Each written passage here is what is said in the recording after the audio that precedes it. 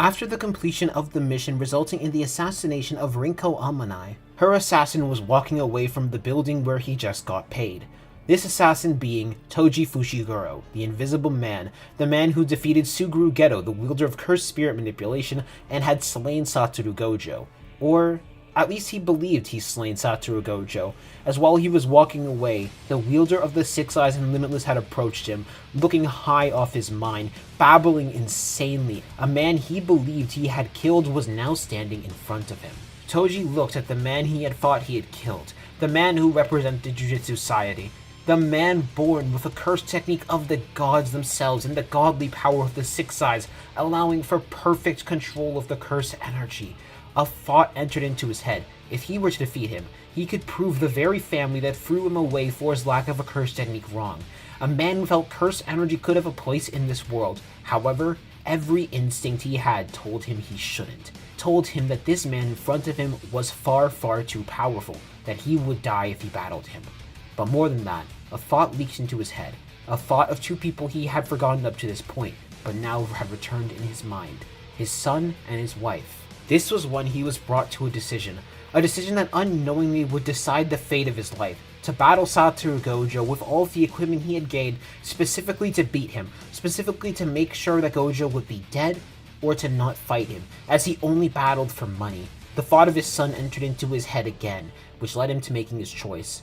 He made a choice that allowed him to live another day, to run away and not battle against Satoru Gojo. This is where our timeline begins.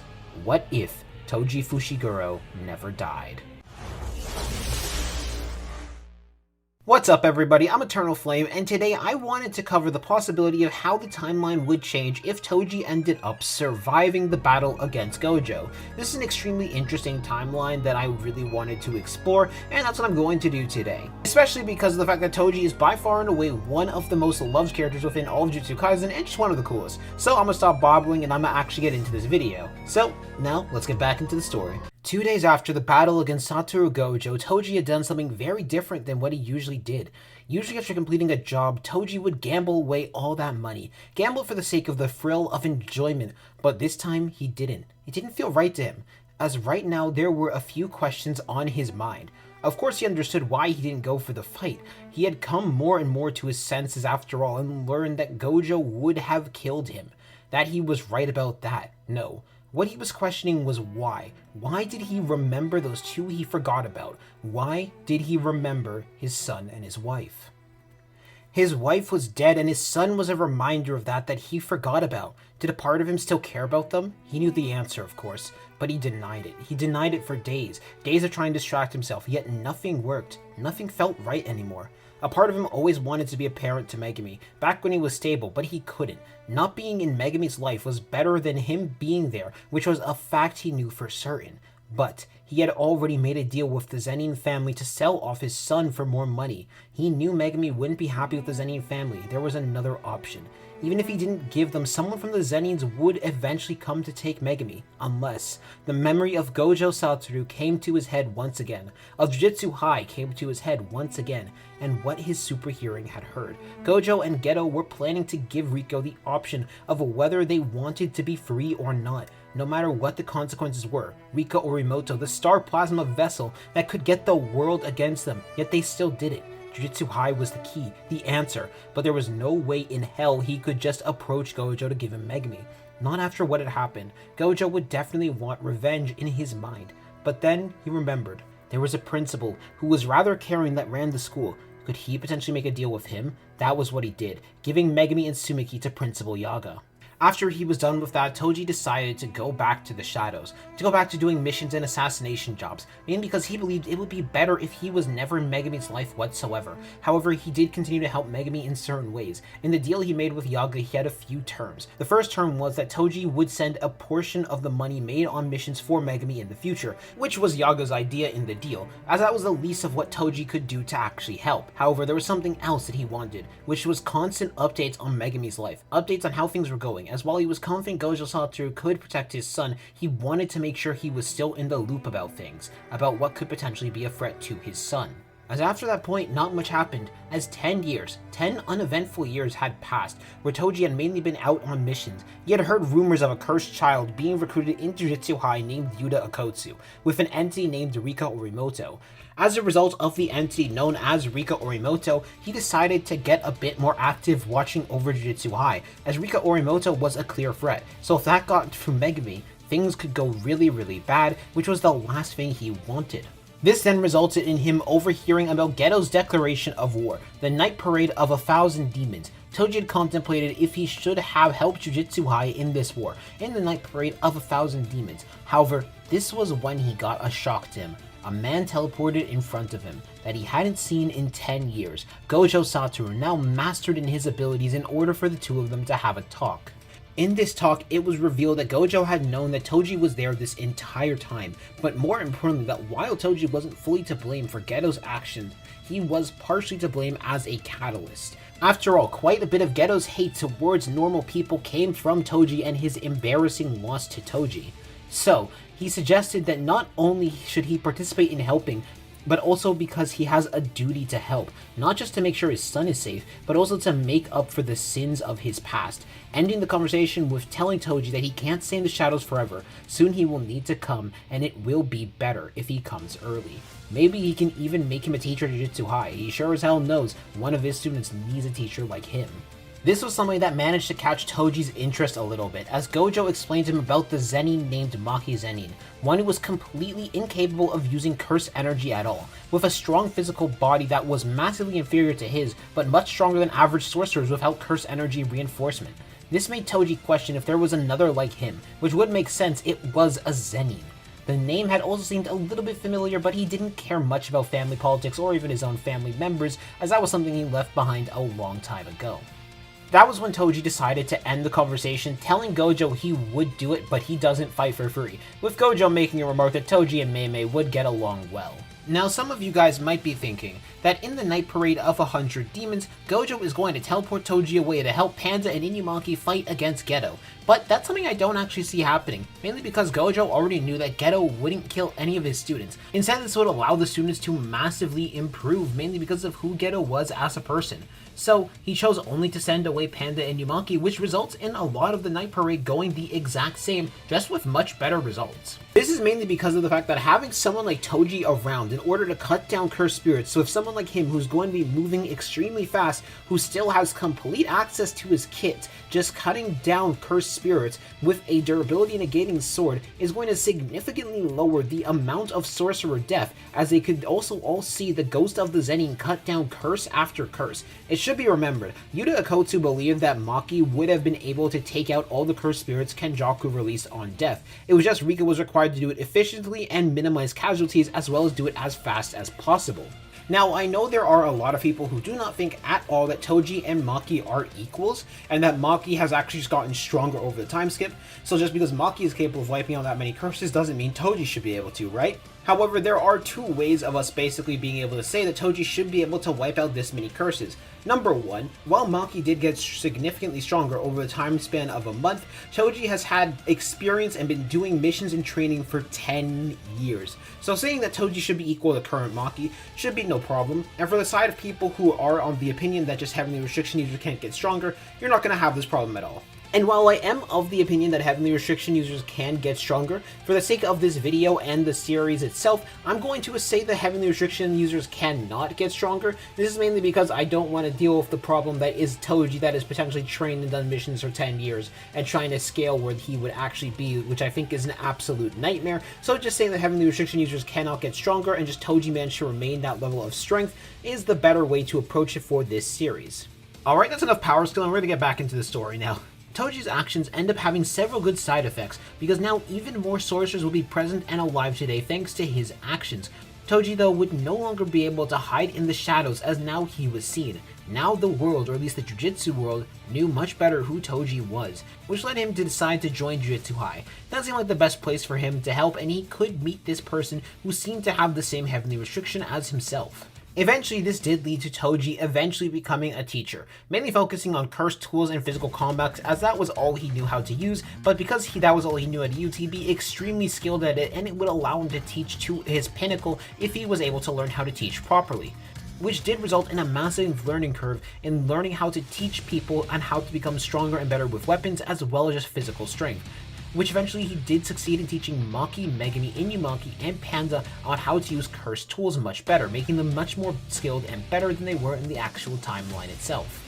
However, there was something much more important than him simply becoming a teacher, because through him becoming a teacher, he was able to meet Megumi, but more importantly, he chose to never tell Megumi that he was his father, just pretending to be some random teacher who was good with physical strength and weapon abilities.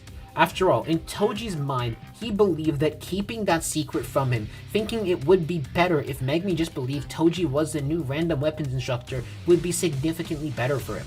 However, this did result in Toji being incredibly harder on Megumi in comparison to everybody else, mainly because he wanted to make sure that Megumi would be safe, which a bunch of the other students did notice how unfair this was, but at the same time they kind of just accepted it, mainly because it was pretty clear that some of their teachers did have favorites. For example, Gojo obviously having a favorite with Yuta Akotsu, so it was only fair. Plus, they just motivated them in order to actually get stronger themselves as well, in order to catch up to the strength that Megumi was being pushed to unnaturally by Toji. Maki in particular was heavily inspired by Toji as well, mainly because Toji's existence proved that Maki's goal could be possible of becoming strong enough to wipe out the Zenin clan entirely. However, there was something wrong with them. After all, while Maki was getting stronger through training, they weren't able to get stronger fully on their own, and they weren't able to figure out why. Toji did try to help as well, but he couldn't really help fully.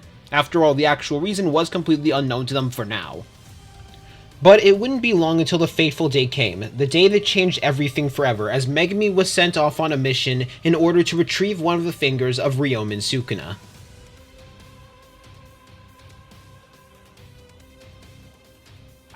As our story starts out with Toji and Gojo sitting inside of a bar, discussing what had recently transpired. The events that had just changed all of history forever, which was the reawakening and reemergence of the king of all curses, Ryomen Sukuna, who had reawakened inside of a boy that was the same age as his son, and yet the boy was incredibly strong without curse energy. It was almost like he was a sorcerer to begin with, even though he didn't have an ounce of curse energy until Sukuna had awakened it in him. Now, part of Toji did speculate if it could be possible that Yuji Itadori was similar to himself and Maki, as that would be the best way to explain that strength, but Yuji's ability to awaken curse energy immediately rejected that, which did surprise Toji nonetheless, that someone like him could exist without it being through a heavenly restriction. However, the silence was broken by Gojo Satoru asking Toji a question, which the question was, would Toji be willing to keep the student around despite the risk that they possessed to Megumi? Which Toji's response was pretty simple. He already decided he would be fully okay with keeping them around. After all, Gojo had fully proven that Yuji could keep control over Sukuna. However, there were some conditions on this, which the main condition was to make sure Yuji learned how to fight and immediately. While Yuji was naturally a good fighter and that was something Toji could tell about him, Toji could also tell he was still rather untrained.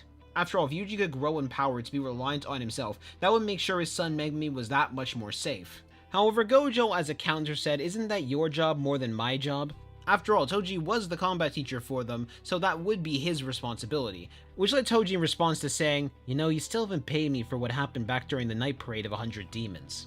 And then Gojo immediately lifting up his finger and creating a red and saying, "Sure, I can pay you." Which would cause Toji to back off before a chuckle coming out from him, mainly because he kinda understood Gojo's sense of humor by this point, even though he wasn't 100% sure or not if Gojo was actually joking or not with it. And after they were done discussing that, eventually led Toji and Gojo to leaving the bar, which made a thought enter into Toji's head while he was thinking and walking. Would a rivalry between Yuji and Megumi, if he chose to set it up, end up actually helping them? After all, he felt that it could be possible that it would end up helping both of them to improve if he could set up the rivalry properly, before realizing setting up a rivalry is near impossible. If it happens, it happens. This is when we're going to go entirely past the detention center arc. That's mainly because of the fact I don't see Toji's existence really changing the detention center arc at all. So basically the entire detention center arc is going to go the exact same. However, it did actually end up proving Toji's theory right, that in order for him to be confident in Megumi's safety, he's going to need to make sure that Yuji never relies on that power again, because Sukuna almost killed Megumi because of that very fact. However, what was even more worrying to Toji was the sudden interest that Sukuna seemed to have in his son. This was something that worried Toji very heavily, and it made it very clear to him how much more the importance of Yuji's execution when he has all of Sukuna's fingers actually would be. However, until that point, he would need to make sure that both Megumi and Yuji would be as strong as possible, so Yuji would never reach into the power that was Sukuna once again, as well as Megumi would be prepared to fight someone like Sukuna as a worst case scenario. However, before we go into Jogo versus Gojo, there's actually another part of this that we need to go over, which is the fact that now Kenjaku actually has to alter his plan a little bit, which is what he's going to discuss with the disaster curses Jogo, Hanami, and Dagon. This is mainly because of the fact that Toji still has all of his tools as well as the ability to be completely ignored by barriers, something that Kenjaku would very much know. Of course, Kenjaku did always plan to eventually unseal Gojo, but with the existence of Toji Fushiguro, it could end up resulting in Gojo being unsealed extremely early, and that could go extremely poorly for his plan. However, with Jogo being the overconfident type of person he was at this current point in time, where he even thought he could take on Satoru Gojo, he decides he's going to try and eliminate Satoru Gojo right now, doing it himself to show he is that Giga Chad. Now, the reason why I'm having him still go for Satoru Gojo instead of going for Toji is because Toji versus Jogo is its own debate, and I don't want this what if to be sparked into this entire debate, so I'm not going to have that happen. This then leads to Jogo versus Gojo going the exact same, with Yuji having a new example in his mind of what strength should be in the example of Jogo himself, with Jogo being the first benchmark that Yuji wants to achieve, thanks to Gojo saying that as his goal in his mind.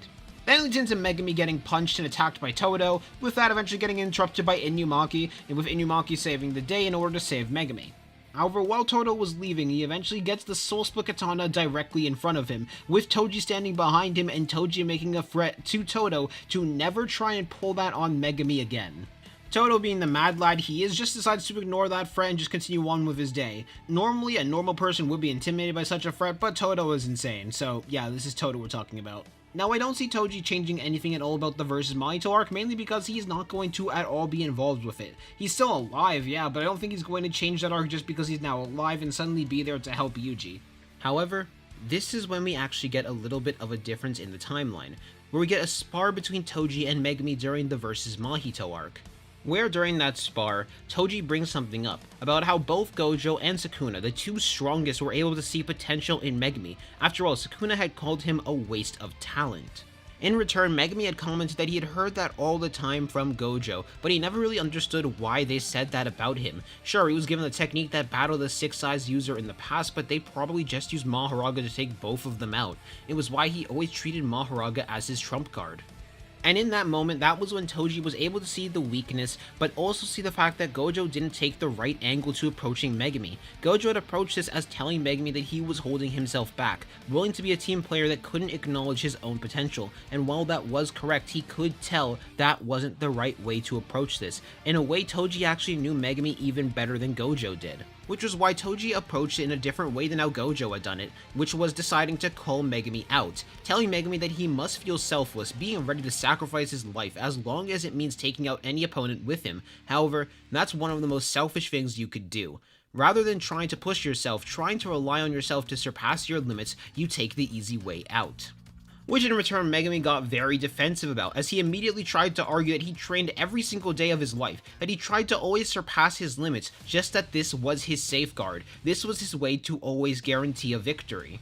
However, Toji in return had an immediate response, which that response was that Mahoraga was his limit. Relying on Mahoraga to take out any opponent was his limit. Sure, Mahoraga might have taken out a 6-size limitless user in the past, but it doesn't make it impossible for him to be a person who doesn't need to rely on an option that takes both lives. After all, Toji had learned quite a lot in his goal to surpass the sorcerer world, quite a lot about what limited sorcerers, and he could see very well what was limiting Megumi. But this is when he decided to say something else that he was pretty sure would actually hit Megumi very, very hard. Which was, and even if you end up taking yourself out, your life is not the only one that pays. You might die alone, but you take the world down with you. How would Sumiki feel, knowing her brother took the coward way out? How would Gojo feel, knowing that was the way you chose to die? How would anyone around you feel, knowing that this was the way you decided to end your life? After all, Toji knew better than anyone what the effects of someone else dying would be. Toji losing Megami's mother, his own wife, ended up sending him on that path that almost ended up taking his own very life, that ended up making him such a terrible father that he felt it would be better if he never raised Megami. Toji knew better than anybody what the effects of death could have on anyone around him. As he then followed up the conversation with, sure, Mahoraga can be an option, but don't even think of it as a safeguard. Make your own safeguard. Imagine your own way at winning, your own way at succeeding. So long as you rely on Mahoraga, you won't be able to make a future where you will reach that potential. When you're against the wall, think of your own way out rather than taking the easy way out. That is the only way you will end up growing and surpassing who you are already. As that was when Toji had continued the spar with Megami once again, pushing Megami very heavily, resulting in Megami awakening his own domain expansion, being pushed to his limits and awakening it against Toji. Now he still lost, but this means Megami does actually have his domain expansion during the Goodwill event. However, as a result of this and this training, Megami ended up thanking Toji, but at the end of it he said, "Thank you, Mr. Fushiguro," which had brought Toji to a complete halt, as he was completely surprised at the fact that Megami had known who he was. As now Toji was starting to question how long did Megami know for, how long had Megami been knowing this entire time that Toji was his father, and Megami had told him, well, kinda hard to hide the fact when you look like me when my hair is down. Before he then went on to tell Toji that he had actually known that Toji was his father around 6 months before they had actually started their first year, and it was because Sumiki had actually told him. Because while Megami had not remembered who Toji was, Sumiki very much did remember who Toji was and near immediately recognized him. However, Megami didn't say anything because he wanted to know why Toji was here. What was Toji's real reason for being here? Because based on everything he knew, Toji had abandoned Megami and Sumiki to live the way he pleased. This didn't fit what he knew about his father at all. However, before Toji even got a chance to answer, Megami had actually stopped him, saying that his actions speak far louder than his words ever could. That Toji was here to make up for the actions of his past, to make up for the mistakes that he had made. That's why he helped during the night parade, that's why he had been helping with teaching, to find a new path in life as well as make up for things that had happened in the past, which allowed for a reunion between father and son to happen. Of course, Megami had no intention to ever call Toji his dad. Toji had not earned that role, but at the same time, he did at least respect Toji. He did somewhat forgive him, and he could acknowledge the fact that Toji was trying to change for the better, that Toji was trying to help them. However, this was when Toji decided to do something. He was actually aware of the fact that Yuji was still alive, so he chose to do something. He chose to reveal to Megami that Yuji was still alive, so he could start training the both of them. He had heard what happened to Yuji and the new fire that had spawned in him. Toji had just finished creating a fire in Megami, so he figured, why not get the two of them to train with each other? During that time, a month would have passed, where we focused on several different aspects for training. For Yuji, he was mainly focused on teaching him martial arts, as well as teaching him ways to apply his new Divergent Fist application to it. Yuji was already quite skilled, as he had been able to pick up the Manji kick from watching a movie, as well as some small martial arts he got taught by his grandfather. This led to Yuji gaining quite a substantial physical buff, but more than that, he had learned even more martial arts. He had also been able to integrate the Divergent Fist more into his fighting style than he would normally. This Yuji would likely be at the same level that he was when he figured out how to use Curse Energy properly from Todo. Meanwhile, Megami would get a different boost from this. While Megami was nowhere near as skilled as Yuji when it came to naturally learning martial arts, he was able to pick up some things. This was due to their repeated sparring sessions from just Megami and Yuji all the way to Megami with his Shikigami fighting against Yuji. The two of them would be quite a bit stronger for the Goodwill Festival to come. We now return to Yuji, Megami, Nanami, and Toji, where Yuji and Megami were having a sparring session with each other once again. This is when Nanami said something to Toji that did end up catching Toji a bit off guard, mainly because Nanami wasn't the type of person to actually start a conversation. Before Nanami then said, "You know, at first I'll admit, I was leaning closer to the higher-ups' opinion that you shouldn't be trusted, that you should be executed for all you caused. But I was waiting to see what you would do. Saving people is one thing, it's one act of kindness. But you've proved you want to help make others better, so for that, my opinion has been changed a bit." Toji would have blinked in surprise, not expecting that from Nanami, but he was okay with that. That bit of approval helped his confidence even more, as Toji then made a remark that was the best way he could help the kids in order to fix the world that old people like himself ended up creating. After all, Toji had come to accept the fact that Geto turning evil was partially his fault. Of course, he wasn't sure if it was fully his fault or not, but he was able to accept the fact that he took a big blame in that, as well as the death of Riko Amanai. However, that conversation was interrupted as Gojo walked through the door in order to bring Yuji, Megumi, and Toji back to Jujutsu High for the Goodwill Festival. This was when Gojo told Yuji about his idea to reunite them with his friends. However, Megumi and Toji gave a very unimpressed look before a sigh came out from the both of them, as Megumi told him he already explained to Nobara the entire situation and why Yuji had to fake his death. As Gojo then had a sad expression on his face because he was actually really excited to do this little joke with Yuji ending up patting Gojo on the back and Yuji telling him, don't worry, next time they could do the joke, but that accidentally caused a glare to come from Megumi towards Yuji, mainly because that implied Yuji was going to end up faking his death again. With that happening, the four of them returned back to Jujutsu High for the Goodwill Festival. As it was then the two groups ended up discussing their plans. The Kyoto school was already planning to execute Itadori no matter what, so there was no change in the plan. Which that plan was to attempt to have all of the students at once execute Itadori for being the vessel of Sukuna. However, Jujutsu High also ends up having the same plan, however Megumi was able to vouch for Yuji even more. As Megumi then said, if we were all to fight him together without curse energy, Itadori would still beat us. When me and him sparred, every single time, even after using curse energy to reinforce myself, I could never beat him once without using my Shikigami. That one ended up shocking all of them, especially Maki. It also made Maki curious to fight Yuji, but that was for later. Toji also could vouch for them, but he currently wasn't present and letting the group plan, so they ended up making the same plan, resulting in Yuji having to face off against Todo in their one-on-one matchup. As the battle starts between Yuji and Todo, and Yuji is just narrowly able to avoid a punch in the face from Todo, but he was able to tell from how much damage it did to that cursed spirit that if those punches hit him, it would do massive amounts of damage to him. However, that led Todo to asking Yuji the famous question, as Yuji watched this man change from saying that he was trying to kill him to them being best friends, and he was completely dumbfounded by the insanity that was Todo. But Yuji didn't have much time to think, as he had to immediately avoid a bullet from Mai Zenin, as Mai repeatedly ended up shooting Yuji, leading him towards Miwa, who he flipped over the usage of Simple Domain from Miwa. As you saw on one side, Kamo Noritoshi aiming his bow and arrow at Yuji, on the other side Mekamaru preparing his Mekamaru cannon, and then Mai preparing to shoot him, as Yuji realized in that moment everyone was trying to kill him. However, a clap could then be heard, as Yuji and Kamo had swapped places and Todo had told them to back off, which as a result of Todo telling them to back off, the students then left, which ended up with them getting matched up with other members of Tokyo High. So the two matchups we're going to focus on is Yuji versus Todo, as well as Megumi versus Kamo. So up first, let's go to Yuji versus Todo. As the battle started off with Todo attempting to land the first strike on Yuji, however Yuji through his hands was able to deflect Todo's strike, before Todo redirected and ended up going for Yuji's leg, but at that same time Yuji went for a palm strike on Todo's face. The two of them landing equal strikes on each other as the both of them were pushed back, until some curse energy then ended up hitting Todo right in the face, as a result of Yuji's divergent fist. Before Yuji used a branch to his advantage in order to swing himself at Todo, however instead of actually kicking Todo, he used it to launch himself into the air while Todo himself dodged, and as Todo was readjusting himself, Yuji landed a punch on the center of Todo's back, going right for his spine. Yuji was quite excellent. He was able to deflect several of Todo's blows with quite a massive amount of mastery. His raw power without curse energy exceeded that of Todo despite the fact that he had a smaller frame. His curse energy was incredibly difficult to read, and with the mixture of martial arts that he had mastered over such a small period of time, it made Yuji such a difficult opponent, almost like he was tailored towards fighting sorcerers.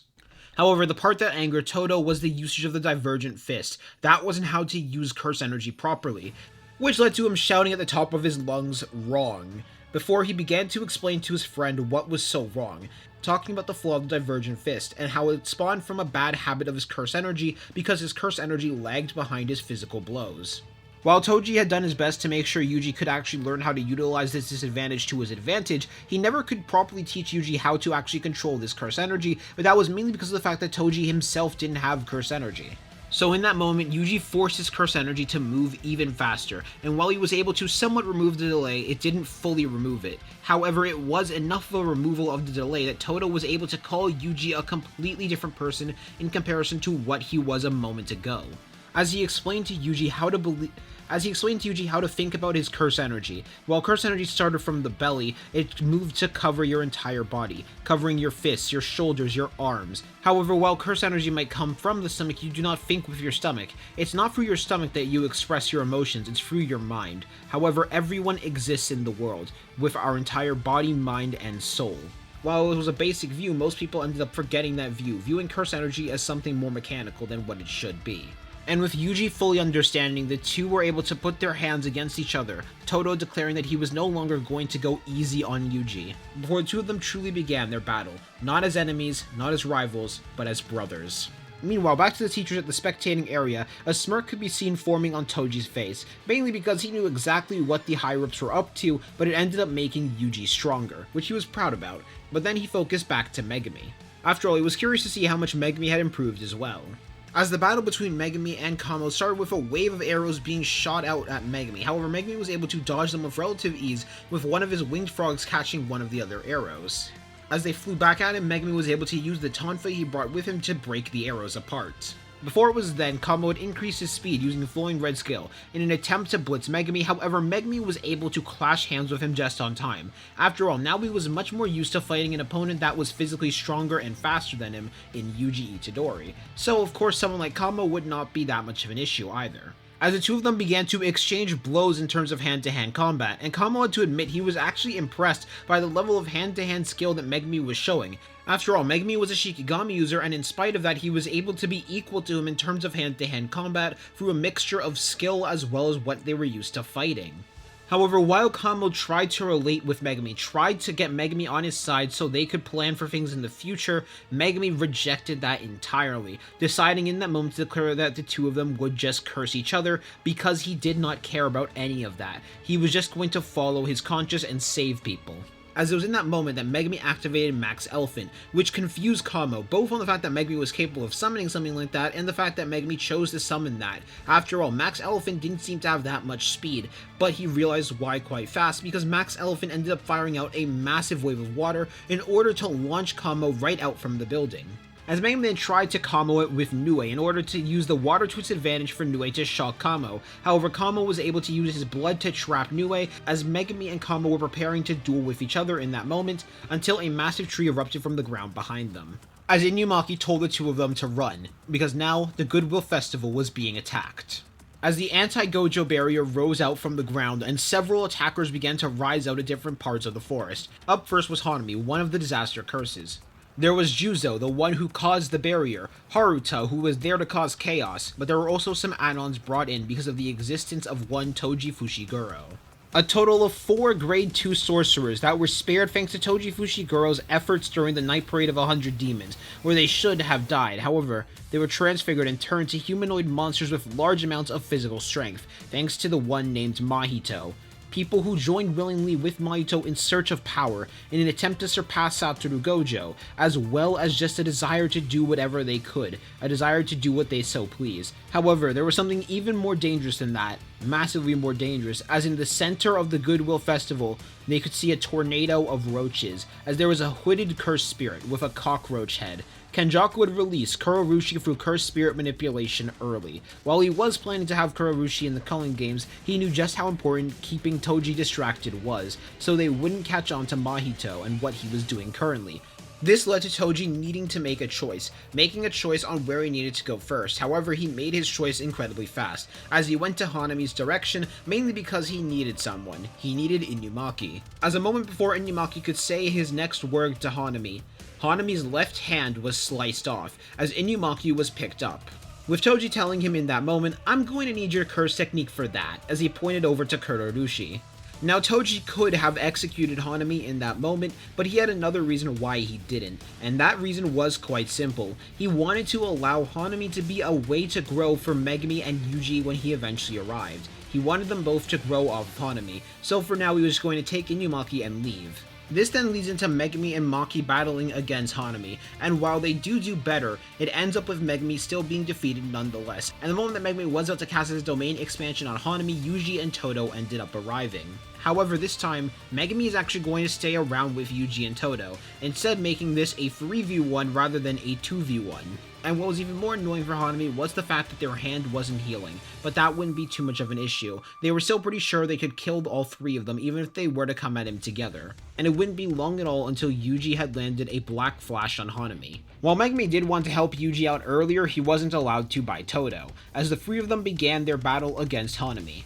Witch's battle started out with Hanami launching out a massive amount of branches right at Yuji and Todo. However, Yuji and Todo were able to hop over the branches and make their way over to Hanami, landing 2 punches on Hanami's chest. However, at the same time, Megumi, through using Divine Totality, was able to land a slash on Hanami's back. While Megumi's punches were nowhere near as impressive as Yuji's or Todo's at the current moment, they were still able to damage them through this Shikigami. However, Yuji and Todo were both able to steadily damage Hanami. However, right when Todo, Yuji, and Divine Dog Totality were prepared to go for another strike, Hanami deactivated their technique, resulting in them standing on a giant bud, as the 3 of them were beginning to fall to the ground, with Divine Totality being unsummoned, while at the same time Yuji and Todo were falling. However, before Hanami could launch out a counter-attack, Max Elephant ended up falling right on top of Hanami, slamming them into the ground, before being unsummoned once again as Yuji and Todo were able to land properly, while Megumi was currently in the air hanging on top of Nue. The moment after Max Elephant was unsummoned, Hanami began to get up, but before they could even fully get up, Todo and Yuji both went in for a strike on Hanami. However, Hanami was able to make a tree rise out in order to grab Todo's leg, which ended up catching Yuji off guard, resulting in Yuji and Hanami punching each other in the face. However, Todo was being launched away into a large amount of wood spikes, but that was when he clapped and swapped places with Hanami, resulting in Hanami getting stabbed by the wood spikes. Before a moment after, Todo explained his technique and used the binding vow of concealment in order to reveal his technique and amplify the power of his technique. But this was when Megumi got an idea, as he decided to use a Shikigami that he hadn't actually shown off so far during the entire Goodwill Festival, as he used Rabbit Escape in order to create a large storm of rabbits, though the purpose of this was not actually to serve as a distraction this time. No, it was quite a simple purpose, to give Todo so many things that they could swap with that they had complete area control. It was like they were in a storm of white with red eyes that was staring at Hanami from every single angle, and while they did try and destroy some of the rabbits, they couldn't destroy them fast enough, and before it was then they heard a clap. Yuji had now appeared behind them and kicked Hanami in the back before another clap could be heard, as Todo was now in front of them, kicking them in the face before another clap could be heard, which Hanami predicted was them going for behind. However, it was just a wave of rabbits this time, which they ended up going through, which then led into another clap. This time they were slashed in the side thanks to Divine Totality. The sound of clapping existed all across the battlefield, as it was impossible for Hanami to keep track of things, as they were hitting the chest, they were hitting the side, they were hitting the head. It was near impossible for them to keep track and even predict where they were going to be at all. And in order to add in even more confusion to this, Todo ended up clapping Hanami into spots and swapping Hanami with the rabbits as well, making them get hit, which made it even more impossible for them to catch up. However, it wouldn't be long until Yuji landed a black flash, before he was swapped into another black flash, and another, and another, and he ended up landing a total of 6 black flashes consecutively. It wasn't long until Todo ended up getting Playful Cloud as well, and with the massive beating that was given to Hanami, it wouldn't be long until Hanami ended up dying, and while Hanami did want to use their domain expansion, it was impossible for them, because they couldn't heal their hand, as Hanami realized that was the purpose of why Toji had done that move, in order to remove Hanami's option of doing a domain expansion, because while Toji might not have been confident on if Megumi could have won a domain expansion clash with Hanami, they did not want to take that risk. However, they all ended up growing massively as a result of that, as Hanami ended up falling to the ground dead. It is then returned to Toji carrying Inumaki, as he ended up placing Inumaki right down next to Utahime. He wasn't fully sure if Inumaki's curse technique alone would actually be enough to vanquish Kurorushi. However, with Utahime there, he was pretty certain that Utahime's technique of buffing would be enough to help out, especially with Gakuganji also being there and able to help, because Gakuganji was not having to stall against an opponent. However, this was when the 4 transfigured sorcerers ended up arriving in order to face them, to try and hold them off, but Toji decided he would face them alone. Even though they were transfigured, even though they were monsters, Toji was actually able to recognize who they were, able to recognize each of them. The reason why that Toji was able to recognize them was because of his ability to view the soul. Even though their soul had changed shapes, they were still one and the same. However, Toji ended up giving all of them a disappointed look. Not because they weren't powerful, they were, but the reason he gave all of them a disappointed look was because he was able to recognize what they ended up doing. Because they were unsatisfied with who they were as people, they ended up taking a deal, taking a shortcut for power. And while the Jujutsu world was made to be a cruel one, they ended up throwing away their humanity. They ended up throwing away who they were in order to become something else. He didn't really know the reason why they did this, but in that moment, he decided he would just finish them off quickly and put all of them out of their misery.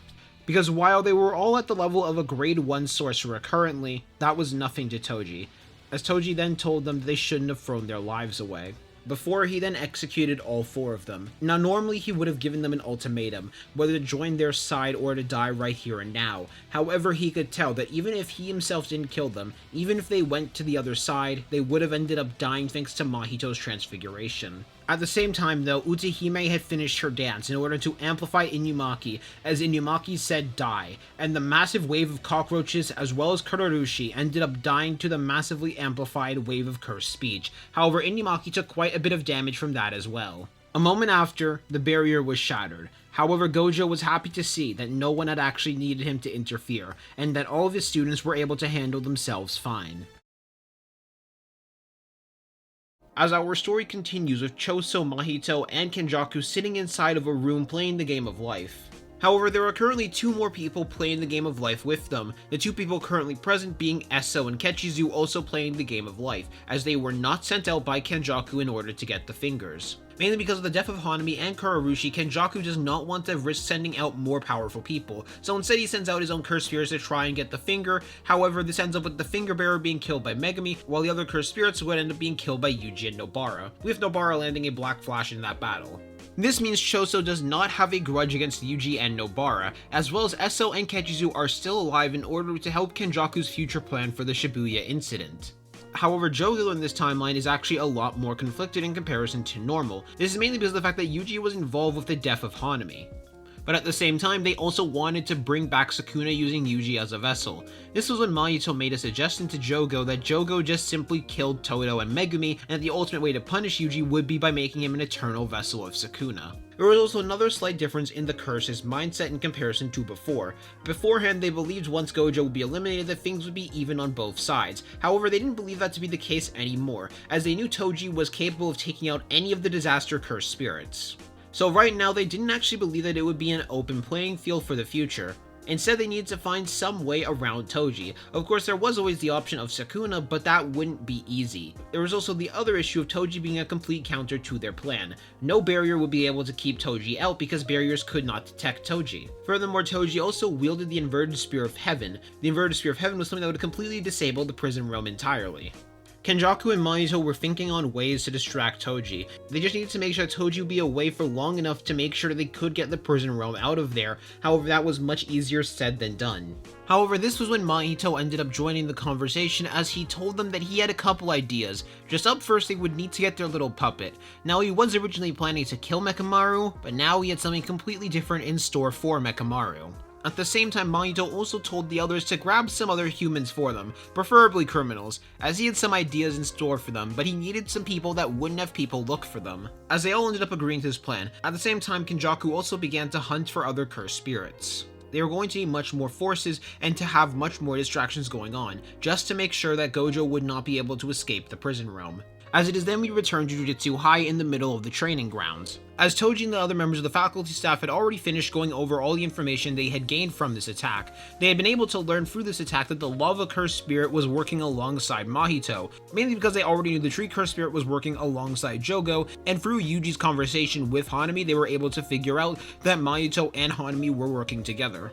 They also could tell this went far beyond simply just cursed spirits. After all, there were several sorcerers that were also present there during the attack on the Goodwill Festival, so there was a lot more going on. They would have to be very, very cautious, which was something that Toji Fushiguro was thankfully very good at. After all, with a few days of planning, Toji was good enough to figure out how to take out the Six Eyes. And in this situation, they both had less and more information than they would normally. They didn't actually know what the opponent's plans fully were. They didn't know what they wanted yet. However, Toji was able to get a few things down. Number one, they had a good enough barrier user that they could make a barrier that was strong enough to keep out Gojo through a binding vow. It didn't feel like Juzo, the man they captured, was the one responsible for it. Furthermore, they also knew there was a white-haired person that was working with them as well. That was currently a complete mystery. They also knew there was a mole likely in one of the two schools, however they figured it likely wasn't Jujutsu High. Finally, they also knew that it could be potentially possible for Mahito to hunt down sorcerers in order to transfigure them and alter their souls. This would be done in order to give them a physical amp to make them that much more of a threat in comparison to what they were normally. Though in truth, Toji was the main person who was actually being cautious about this and thinking more and more about this, mainly because the other sorcerers were just confident that Gojo would be able to handle any problem that came their way. Of course, the other sorcerers were trying to figure out what was going on, but they didn't feel too pressed about this, mainly because of the fact they had Gojo as security. There wasn't a single person on the planet that could hurt Gojo or could kill Gojo. That was something Toji also knew in a straight-up fight, that there wasn't anyone who could currently kill Gojo other than maybe the full power of Sukuna.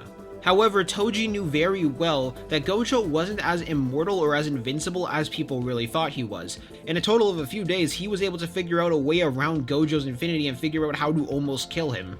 Sure, that was over a decade ago and Gojo had gotten much stronger since that point, but Toji knew much better than most people that even if you get more techniques, even if you get more power, that just means more cracks in your armor shows. And he knew that would definitely be the case for Gojo as well. There was more than likely some way to get around the infinity barrier that they could take advantage of, especially because of one weakness that Toji could already see for Gojo, which is the fact that Gojo cared a lot more about people now. Gojo fought at his best when he was fighting alone, but there was a very good reason for that, and that was because of how massive of a range the attacks had when they were at full power, but the same would go the other way around. Gojo fought at his worst with more and more people around them, so it would be pretty easy to exploit that weakness if someone was evil enough. But even with that in mind, dealing with Gojo in hand-to-hand combat or dealing with Gojo in a 1v1 even with many people around and limited would still be an impossible task for most. However, Toji put himself in the role of someone who would try and take out Gojo. After all, for whatever plan their opponents wanted to achieve, they would need to take out Gojo. But Gojo also likely wasn't the only threat, as now they were aware of how strong Toji was as well. However, this led to Toji having an epiphany of something he could actually take advantage of, which was the fact that whoever these opponents were likely going to be focused on both himself and Gojo. Which simply meant one thing: Toji was going to very heavily focus on making sure the students got much stronger and making them train a bit more than they were going to train normally. Now, of course, Toji was going to let them have their free time to enjoy life, but it wasn't going to be anywhere near as much in comparison to what they had in canon. This resulted in a majority of the characters getting quite a bit stronger. Yuji right now would likely be as strong as he was when he first started the battle against Mahito. If not a bit stronger, but definitely much more skilled. Megumi would be in a similar ballpark, which would make him even stronger than himself at the start of Shibuya. Nobara would also be pretty similar to the two of them, not lagging too far behind. As it should also be remembered that the time between Shibuya and the Goodwill Festival is around 2 months. The main reason that we know this is because we know the Goodwill Festival happens during the summer, while Shibuya happens at the end of October because it happens on Halloween. So at bare minimum, it is around 2 months. Inumaki is also quite a bit stronger as well, but it really doesn't help him too much. Finally, Maki Zenin can't really get that much stronger, mainly because of the fact that Mai Zenin does not want to get stronger, which is going to in turn limit Maki a lot. During this time, Megumi also ends up taming 2 more of his Shikigami, those 2 being Piercing Ox and Madoka Deer. And finally, through the help of Kusakabe and Meimei, they were also able to get several people here, including Yuji and Nobara, to learn Simple Domain. Though they still needed to use a binding vow in order to properly use Simple Domain, mainly because they didn't actually use Soul Swap training in order to learn Simple Domain.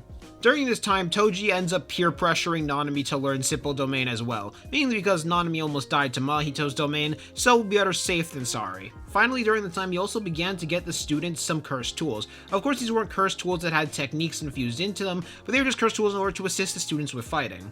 He ended up giving Playful Cloud to Maki, figuring it'd be better with her than it would be with him. He got Yuji customized gauntlets, he got Nobara some cursed tools based on nails in order to add to her already existing arsenal, and with Megumi he got him a secondary sword. During their training, he was also able to figure out that Yuji had the same potential that Sukuna had access to because his body remembered the things that Sukuna had done inside of it. So part of him wondered if it was possible for him to get Yuji to awaken, cleave, and dismantle early, but unfortunately it was impossible, as Yuji, Megumi, and Nobara were released on a mission in order to go encounter the person that they believed to be the traitor, which they believed the person to be the traitor was Mekamaru. However, unfortunately for them, someone had already gotten to Mekamaru long before they did.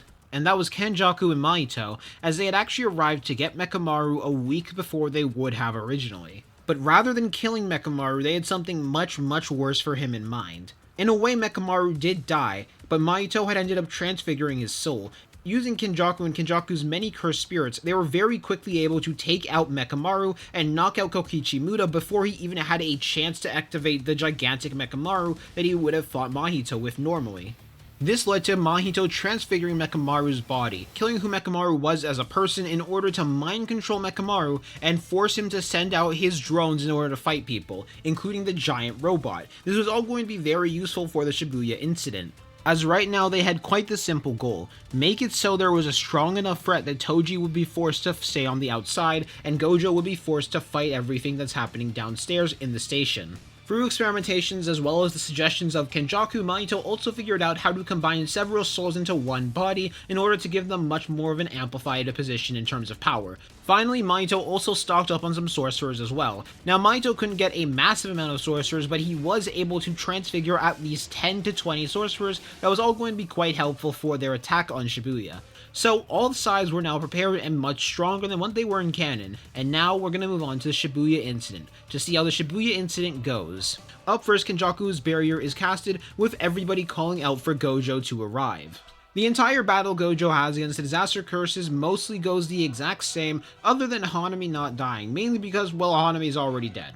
And if I'm being honest, Hanami did not really contribute that much to the actual fight itself, so Hanami already being dead beforehand isn't really going to contribute much to this fight and change it that much, other than maybe making it so the curses struggle a little bit more. And now here is the point where this what if becomes a massive choose your own adventure type story. The main reason I'm saying that is because there are 4 squads that Toji could be placed with, if not Toji be placed on his own, that all end up wildly changing the timeline, or wildly not end up changing the timeline, with those 4 squads being Squad 1, Yuji, Meimei, and Ui, Squad 2 being Nanami, Ino, as well as Megumi, Squad 3 being Maki, Nobara, and Naobito Zenin, and Squad 4 being Kusakabe and Inumaki, as well as their mascot. Now, I think the best way to save time while also making the story as interesting as possible is to place Toji on the same squad as Megumi, Nanami, and Ino. The main reason why I think that is because Yuji and Meimei are going to meet up with that squad either way, so if Toji ends up with them, then they're going to meet up with them no matter what. So Yuji versus the Grasshopper goes very similar to canon,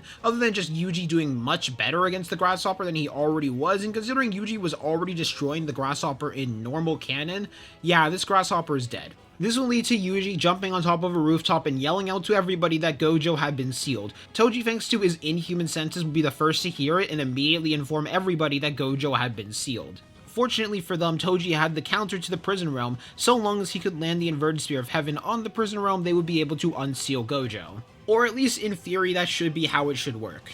At the same time, Kenjaku announces to their allies that they have a new goal, which that new goal is quite simple: to remove the inverted spear of heaven, as that was the only tool that would be able to free Gojo, before he looks over to Mahito and he says to let the games begin. As all of the curses began to scatter immediately, with Jogo on the hunt to try and find Yuji in order to force him to become the vessel of Sukuna, Mahito going through Shibuya wanting to have fun and actually wanting to kill Yuji Itadori, Choso, Eso, and Kechizu choosing to stick together, as they didn't have much of a grudge towards Yuji and they also didn't really care much for Kenjaku's plan.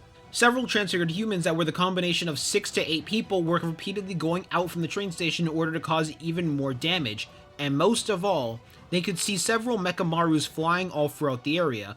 However, these Mekamarus were a little bit different, as they had extra armor on their bodies, extra armor from Mahito's transfigured humans in order to make sure they would be that much more durable. At that same time, Nobara would have finished taking down Haruta before they saw the chaos begin to unfold outside, as Nobara this time was more than strong enough to take out Haruta on their own. As it is then we go into the first fight of many fights that are going to happen in the Shibuya station, where the first fight we're going to go into is Yuji versus Choso, Eso, and Kechizu. Now the main reason this is the first fight we're going to go into is mainly because Toji just kind of eliminates Awasaka really fast, while at the same time Megumi, Ino, and Yuji are going to delete the grandma before she can even summon any sorcerers, because it's going to be a 3v1, which is going to lead to all of them separating, and also Ino is going to be present in the Shibuya incident as well, because he was not injured heavily.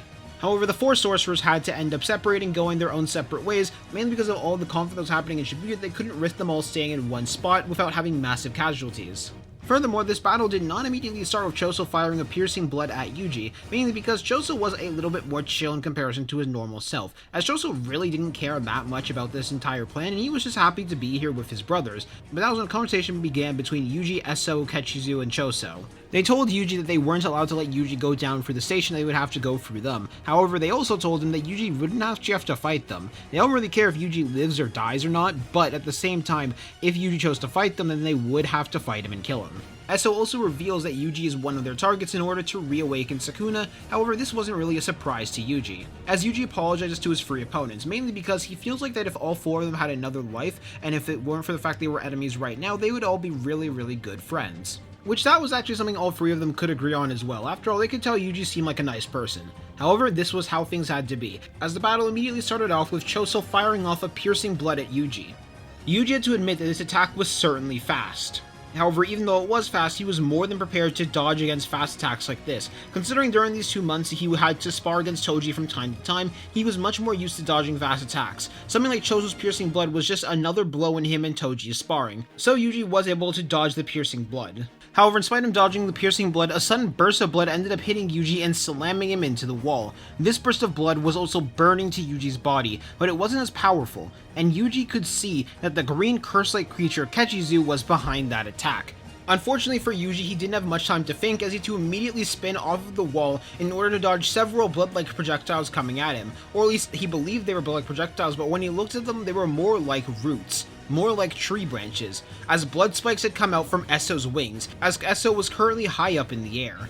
But even though Yuji was able to dodge Esso's attack, it didn't mean he was completely out of the clear yet, because the moment he ended up landing, several blood spheres moved up around Yuji, which were supernovas that had been casted by Choso, before they all began to explode, hitting him repeatedly and launching him away. As Yuji realized in that moment that if he had fought all three of them on their own in a 1v1, he would have won, though the human-looking one would be a bit more difficult to fight in comparison to the other two. However, the three of them fighting together was stronger than their individual parts, but more than that, they were even stronger than Yuji when all of them were together.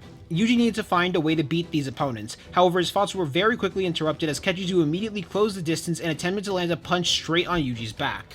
Even though this was a sneak attack that would have worked on most people, it did not end up working on Yuji, as Yuji had trained all 5 of his senses, not just his sight, and he was actually able to hear Kechizu coming. So with an expert amount of skill, he was able to deflect Kechizu's arm by spinning it around and redirecting Kechizu in order to punch the ground itself, following this redirection with a kick coming right at Kechizu's back, or at least this would have been an attempt to land a kick, but Esso was able to cover for his brother and fast. This was done through Esso activating winking as a method to try and block the kick. At the last moment though, Yuji was able to see this attack coming and he ended up changing his move, where instead of going for a kick on Kechizu, he ducked underneath the winking ability, allowing him to just narrowly dodge the attack, but that duck was met with a hard punch to the face from Choso, as Choso activated Flowing Red Scale Stack in order to launch Yuji back while Yuji was in the air, as he launched out a wave of blood spikes trying to take advantage of Yuji being in the air, figuring it was impossible for Yuji to dodge mid-air. However, if Yuji was one thing, it was unpredictable, as Yuji punched the ground in order to break it before forcing his fist into the ground in order to pull himself down to avoid the wave of blood spikes coming at him. Yuji would have then gotten an idea though, as he picked up several parts of the ground that he broke with his move. During the time Kechizu went in for another strike, hopping above Yuji and firing out a wave of blood out from their mouth down towards him. Yuji though was quick to hop out of the way as he figured out that they were going for another similar plan, or at least that was what he believed that they were going to go for, as Choso went in for another strike on Yuji's chest, but Yuji ended up clashing fists with Choso, causing Choso to get pushed back. Choso to admit he was impressed by Yuji's power, and if that directly hit him a few times while he wasn't using Flowing Red Scale Stack, he'd be a goner, so he couldn't deactivate it so long as Yuji remained standing. As that was when Esso and Kechizu moved in order to cover for their brother, as the vector lines of blood were launching towards Yuji in order to make it so he'd be forced to move away from Choso. At the same time, Kechizu went in for direct combat on Yuji's back, hoping that the wings would end up knocking Yuji into a blow from Kechizu.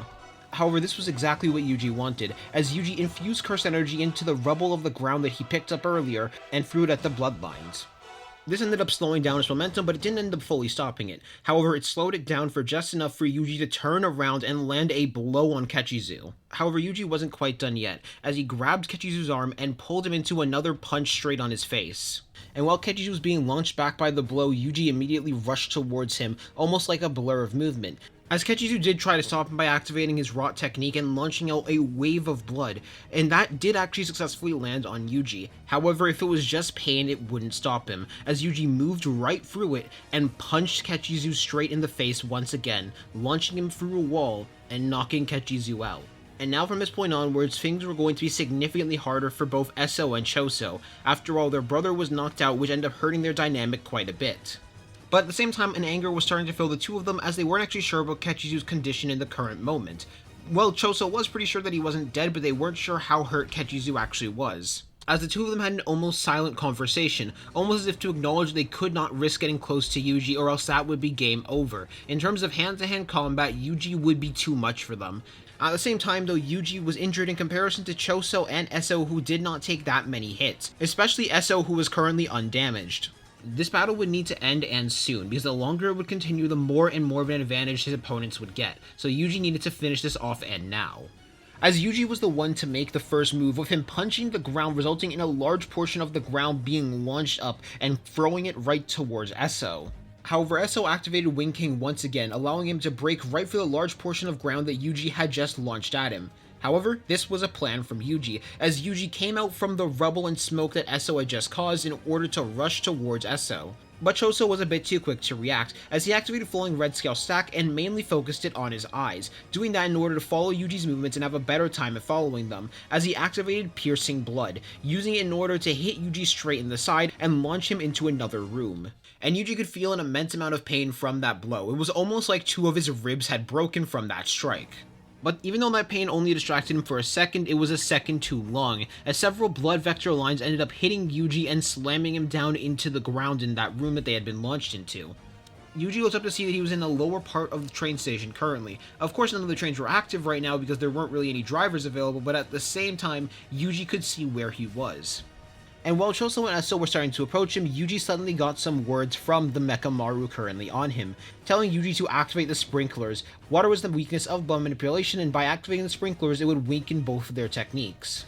And in that moment, Yuji felt his resolve increase. As he turned the pain, he turned his fear of death, all of those emotions he was currently feeling, into curse energy. Yuji had found his role, and his role currently was to make sure that Eso and Choso would not continue, in order to make sure the path for everyone else was clearer. Even if he himself didn't succeed to get to Gojo, he was going to make the path for everybody else easier. As Yuji, moving even faster than he was before, began to move up the steps, with Eso trying to activate Wing King in order to prevent Yuji from moving, but the Wing King simply wasn't fast enough. However, another ability was fast enough, as the moment Yuji made it to the top of the steps, a Piercing Blood hit Yuji, going straight through the walls and launching him back. And even though Yuji was able to block this strike, he did end up taking some damage to it, because this was now the second Piercing Blood he had taken from this fight. And when Eso and Choso made it upstairs, they would feel several water droplets begin to hit them. Furthermore, Yuji also was currently hidden. They couldn't actually spot where Yuji was until Yuji came down from one of the vents and landed a punch on Eso's back, punching him into the ground and knocking him out with that strike, leaving it to be just Yuji and Choso battling against each other. A moment after Yuji landed that strike on Eso, Choso punched Yuji in the face, launching him into a wall and cracking the wall, as the two of them began to clash in hand-to-hand combat. Under a normal circumstance, Yuji would have absolutely dominated and decimated Choso right now. However, he was losing because he was much more injured. Yuji had taken a Piercing Blood to the rib and broken 2 of his ribs, as well as taken a Piercing Blood to his arm, as well as taken several blows from his opponents. This resulted in the battle between Yuji and Choso going nearly the exact same. As a moment before Yuji could land what should have been a black flash, he could feel too much pain coming in, which resulted in him punching Choso's body, as Choso had reinforced it using Blood Meteorite and knocked Yuji out. He was about to go in for a killing blow, but then he had a memory that didn't exist, which led to Choso leaving after picking up both of his brothers, who he found were still currently alive. During the same time that this battle happened, Toji, Megumi, and Ino were currently up on the surface, as they were able to detect a total of 2 threats. They were able to detect a special grade curse currently in the subway that was fighting against Nanami, Naobito, as well as Maki, which was the disaster curse Dagon, but also they were able to see a giant mech that was currently causing quite a bit of damage across the city, which was Mechamaru's giant mech forcefully being controlled thanks to Mahito. A smaller Mechamaru drone that wasn't in the control of Mahito landed next to Megumi in order to inform them what was happening, how Mahito was currently controlling his main body and using it in order to control several of the Mechamaru puppets. This led to Mechamaru informing them that Megumi should likely fight the giant Mechamaru while Toji should take on Dagon. The main reason for that was because of the fact that Dagon had a domain expansion, so they needed to wipe out Dagon as fast as possible, and Toji would be able to succeed in that pretty easily, while they also believe that Megumi with his current moveset should be able to match up with the giant Mechamaru well, with Ino acting as support. This led to Toji going downstairs to the subway and executing Dagon, resulting in Naobito not losing his arm and Nanami not taking much damage because Toji executed him before he could even activate his domain expansion. Furthermore, Jogo also did not end up arriving, mainly because he could sense Toji. Megumi and Ino were left to face against the Mechamaru Mode Zero, as well as the several Mechamarus flying around and several transfigured humans up in the surface that have been mutated by Mahito. Toji left the group in order to go take down the disaster-cursed Dagon, and several transfigured humans were prepared in order to fight, wreaking havoc all across the field. The two were going to need to work fast to make sure all their opponents would be dealt with to minimize casualties. Megumi was beginning to strategize to put his tactical mind to work, while at the same time the smaller Mechamaru drone that was currently with Megumi and Ino began to speak. As he then said, "I think I have a plan. In order to operate Mechamaru Mode Zero, my physical body needs to be there. I believe Mahito is using transfigured humans he has attached to my brain in order to manipulate my body. If you are able to get inside and eliminate the connectors, the control should be returned to me, and I should have control of my physical body once more. I can release a temporary frequency in order to deactivate the smaller puppets, but it will only last for a few minutes. You'll need to get close on your own." Megumi would have nodded at that plan, showing that he understood what the plan was, as he then said, "Got it. If that's the case, I think I have an idea of my own. Hope you're okay with having to do some repairs later." Before he could get a response from the Mechamaru drone, he made the puppet sign before making a second puppet sign which summoned Rabbit Escape, as Rabbit Escape cloned itself in order to begin running away, also leaving Ino a bit confused at why he made two signs rather than just one. As Ino was now wondering what his junior's plan was. However, if he knew Megumi was one thing, he was battle intelligent, so he knew he could definitely put faith in Megumi to come up with a good plan. As he then asked, "How much time do you think we're going to need to stall for your plan to work?"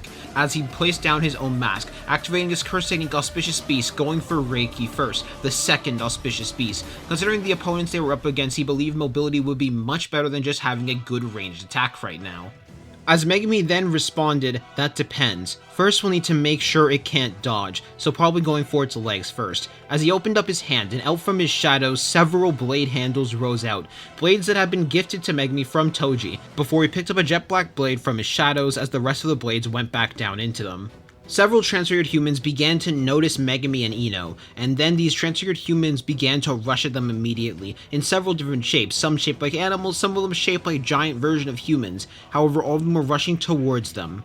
With Megumi and Ino immediately nodding to each other, not even needing to say their plan out loud, as Megumi led the charge, immediately making the hand sign for Nue in order to launch Nue out. Sparks were coming off the winged bird, as it flew at several of the transfigured humans, shocking them. The shock, though, wasn't made to do that much damage, but rather to stun them, and once it was done, it quickly turned back into shadows, before in a blur of movement, Megumi and Ino were able to cut right through the transfigured humans. Megumi's normal speed and precision was cutting through each of the transfigured humans, some slashing the chest, some slashing the throat, and some being stabbed as they fell to the ground.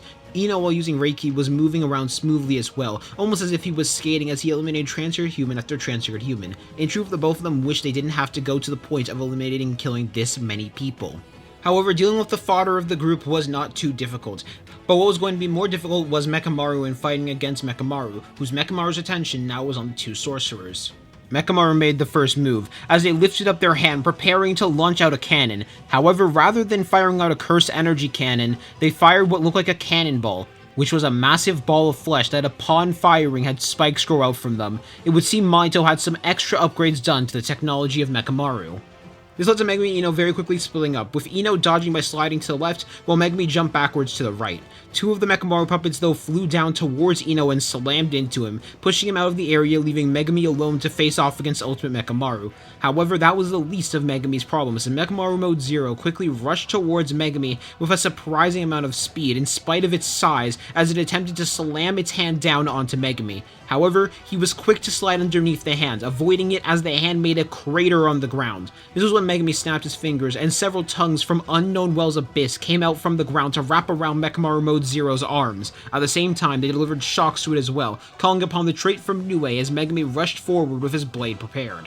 A memory flashed back in Megumi's mind in that moment, a memory of Toji explaining the process of how to make cursed tools. It was something Toji had always wanted to be able to do himself, but he didn't have a curse technique. Megumi, however, did. He knew applying his technique to a tool would be rather difficult though, but with enough training it would be possible.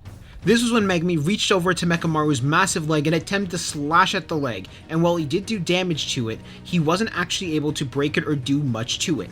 However, another effect happened. His blade ended up breaking before out from the shadows another blade flew up towards Megumi, which he caught. One similar to the previous blade he was wielding. Toji had ordered several blades like the one Megumi wielded for him in order to attempt to turn them into cursed tools. Consider it a birthday gift for all the birthdays that Toji had missed. However, he didn't have much time to even focus on that for long, as two smaller puppets flew at the tongues and broke right through them, destroying them in the process. At the same time, Absolute Mode Mechamaru quickly lifted up its foot into the air and attempted to slam it down on Megumi. But Megumi was able to dodge the massive mech just narrowly. He knew very well if he took any of those blows from the mech directly, it would be lethal damage, so he would have to be careful. Now is not the time to think about that though, as Mechamaru lifted up their hand, firing an ultra cannon right down towards Megumi, figuring Megumi likely didn't have enough time to dodge. As Megumi was hit directly by the beam, resulting in him being launched back. This should have been enough damage to be considered lethal, but out from the smoke, Megumi had walked out, seeming to be completely healed. However, this was no illusion, because Megumi was completely healed from the attack. But this was a surprise, because based on the data they had access to, Megumi did not have access to Reverse Curse technique, and he had gotten hit directly by the ultimate cannon. Even if he was capable of surviving it, he shouldn't have been able to just heal it off that easily, if he had just awakened Reverse Curse technique. However, in reality, Megumi had not been able to use Reverse Curse technique himself. Instead, he had used Madoka Deer in order to heal himself, which he made sure to make disappear very fast before Mechamaru could even lay eyes on it. After all, this was a secret that he had access to that he did not want the Cursed Spirits to see. It was a direct counter to if he ever had to end up fighting against Mahito, since positive curse energy was super effective against Cursed Spirits. And because Megumi did not have a way to harm the soul, he figured this would be the best way, which he was thankful for how useful his 10 Shadows technique actually was. But Megumi also knew he couldn't do that too many times. After all, if he did do it too many times, they would end up catching on, and it would add more info to their databank, which he did not want them to have.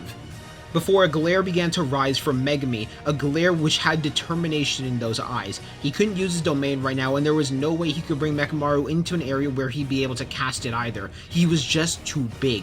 He needed to focus, imagine a reality he could win, and make that reality happen. That was what he needed to do, as the massive Mechamaru lifted up its hands once more, firing out 2 more cannonballs of transfigured human flesh towards Megumi. Megumi had a realization in that moment. That was the key weakness they had, or at least a way to deal with those arms. If he could force them to trigger early, it would do heavy damage to the arms itself. Megumi also had an idea on how to do so, but first he needed to remove its mobility. After all, even if you remove the cannons itself, it would still have the ability to punch and kick, which could do massive amounts of damage. So he needed to complete his original plan first, but getting to Mechamaru would be difficult. However, ideas began to flare up in Megumi's head as the curse energy flared up around Megumi as well, almost like his curse energy was following his will, his determination. Around the field, several Unknown Wells Abyss began to rise out on several rooftops. Unknown Wells Abyss, while not strong, had a massive speed advantage. It was his only way of being able to avoid his father's attacks when the two sparred. So, one of the frogs launched out their tongues, wrapping it around Megumi's left arm and throwing him into the air, before a second grabbed his arm and swung him around, again and again, building up more and more momentum as he continued to be swung, almost like looking like a black blur in the sky. If this continued to build up speed, it would become too much for Mechamaru, which is why Mechamaru created a counter, as they then lifted up both of their hands to fire out another ultra cannon from both hands, not wanting to use one of their more expending attacks, before beginning to close their hands together, almost like he was trying to force Megumi to be in between the two beams to get hit by them. However, that was what this strategy was meant to seem like, because Mechamaru ended up opening their mouths and several spears of flesh began to fire right at Megumi's direction. But this was also what Megumi had wanted them to do, as he focused for a moment, making Wells Unknown Abyss rise out from underneath Mechamaru, with a tongue rising up to grab Megumi by the leg, allowing him to slide under the cannons as well as the flesh spears, as he focused his curse energy towards his blade, resulting in his blade starting to change forms, to shift a bit and become more liquid-like for a moment, almost like the blade was made of oil that was still in its liquid form, before he sliced through half of the leg he was aiming for, as a grin formed on Megumi. When Megumi landed, there was a thud coming out from the blade though, as the part of the leg that Megumi sliced off dropped to the ground making a thud noise, while the Mechamaru drone began to get wobbly. He didn't completely destroy it, but he was able to do quite a bit of damage to the leg as Megumi stared down to his blade with that grin remaining. Unregistered special grade curse tool, Shadow Blade, a blade that carries the ability to bring whatever it slashes at into Megumi's shadow, an extension of the 10 Shadows curse technique. But he had no time to rest as flesh began to rise out from the wound to its leg to replace the part that had been cut off. This damage should not have been taken lightly though, because while Mechamaru did mitigate the damage, it wasn't enough to make Mechamaru's absolute mode collapse. He was going to need to do more, as Mechamaru lifted up their hands prepared to launch another ultimate cannon at Megumi. But when this burst of energy attempted to hit, it did not make contact with Megumi, where instead both of the beams were deflected to the ground, not by Megumi but rather the strongest grade 1 sorcerer Kusakabe, who had activated Simple Domain and expanded the range of his technique as he smiled a bit. In truth, he was really happy to have to fight a sorcerer rather than one of the special grade curses. As he said, not bad. Not surprised the man with the best cursed tools knows how to make good cursed tools and pass it down to his kid, Kusakabe would comment. However, this was when Megumi passed the blade to Kusakabe as he said, all distracted from above, I need you to go for its legs and break it. This tool will be better in your hands than mine, before a second blade rose out, with Kusakabe nodding in response to that, with a smirk forming on Kusakabe. The two of them together had a pretty good shot at this right now.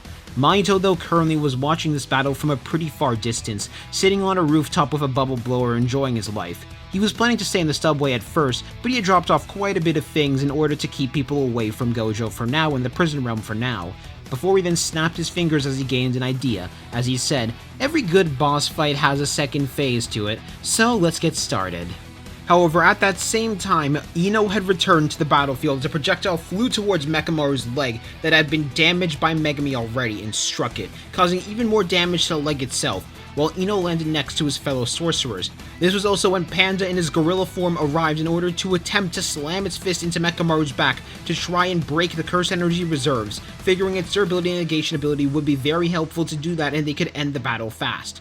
Or at least, that was the plan, as several flesh creatures began to rise out from the giant's back, shaped like serpents as one of them opened their mouth and slammed Panda into the ground, making another crater, before making a spear pierce through his stomach as the other serpent heads turned to face Megumi, Ino, and Kusakabe. This was when Kokichi spoke, as he said, Mahito seems to have placed a lot of his own upgrades.